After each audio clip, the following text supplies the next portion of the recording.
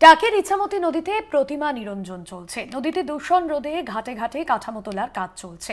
নদীতে আবর্জনা না ফেলার জন্য সচেতনতা প্রচার চলছে। আজ দ্বাদশীতেও টাকিতে রাজবাড়ির বিসর্জন চলছে। টাকির ইছামতি নদীতে প্রতিমা নিরঞ্জন এখনো পর্যন্ত চলছে। পাশাপাশি সমস্ত রকম নিরাপত্তাও কিন্তু জোরদার করা হয়েছে। অন্যদিকে সচেতনতা প্রচার করা হচ্ছে যাতে নদীর মধ্যে আবর্জনা না ফেলা হয়।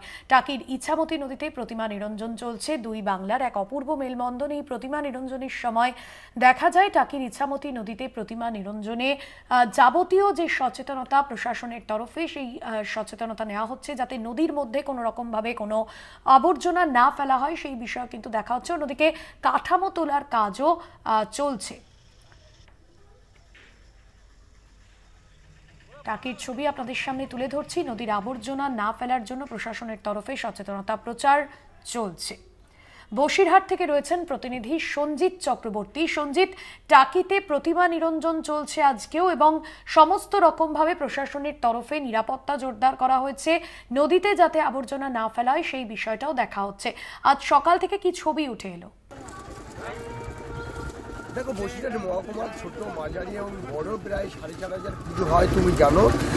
বসিরহাটে বাদুড়িয়া এবং টাকি পৌরসভার যে সীমান্ত সুন্দরবন লাগোয়া যেসব নদী রয়েছে, বিশেষ করে ইছামতি নদীতে গত দুদিন ধরে বিশেষ করে বৃহস্পতিবার শুক্রবারে কিন্তু প্রতিমা নিরঞ্জন হয়েছে।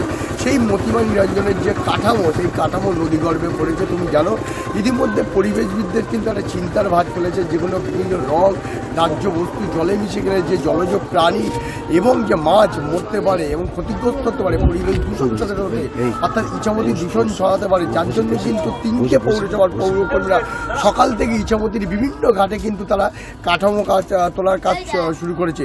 ইতিমধ্যে পৌরসভার পক্ষ থেকে নদী পথে এবং স্থলপথে একাধিকবার কিন্তু তারা সতর্ক জারি করেছিল যে নির্দিষ্ট জায়গায় বিসর্জন হোক এবং প্রতিমার কাঠামো ফেলা হোক।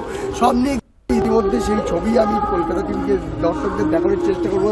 দেখো, কাঠামো তোলার কাজ চলছে।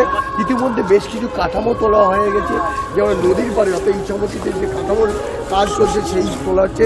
এছাড়া যে নদীতে মিশে থাকা যে দাহ্য অবশিষ্ট, বিশেষ করে এই যে কাপড়, এই যে তুমি দেখতে পাচ্ছ এই যে এই রং এবং দাহ্য বস্তু এই যদি জলের সঙ্গে মেশে তাহলে কিন্তু প্রচুর পরিমাণে নদী দূষণ বাড়বে। অন্যদিকে যে জলজ প্রাণী এবং মাছ মরতে পারে। সামনে গোটা প্রক্রিয়ার উপরে নজর রাখছে প্রশাসন এবং তারা সকাল থেকে পৌরকর্মীরা কাজ করছে। আমরা নদী দূষণ রুখতে কী কী কাজ করছি? আপনার হচ্ছে যে এটা জানতে হবে যে এই যে নোংরাটা রাখা যাবে উপরে রাখা হচ্ছে, ঠিক আছে।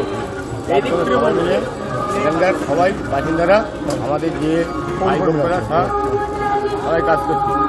ওরা পৌরসভার থেকে এদের বলেছে তোমরা জলে ফেলবে না, জলে শুধু দুটো ফেলে দেবে। তার জন্য সব কিছু ডাঙায় ফেলে সকাল থেকে করছি, কালকে রাত থেকে রয়েছে। হ্যাঁ, কালকে রাত থেকে সন্ধ্যের থেকে স্টার্ট হয়েছে, এখন পর্যন্ত এটা ঘুমোয়নি। এখান থেকে সমান কাজ করছে।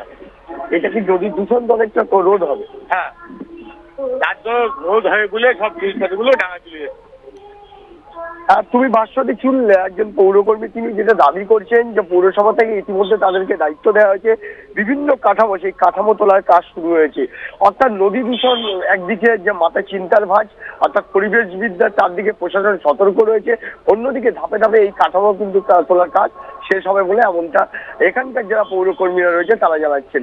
তারা নদী পথ থেকে তুলে ডেঙ্গা পথে তারা বিভিন্ন কাঠামো তুলে রাখছেন এবং সেটা যত সময় যাবে সেই পরিমাণ কিন্তু বাড়তে শুরু করবে। ভাস্বতী, ধন্যবাদ জানাবো সঞ্জিত তোমাকে। সরাসরি ছিলেন বসিরহাট থেকে আমাদের প্রতিনিধি সঞ্জিত চক্রবর্তী।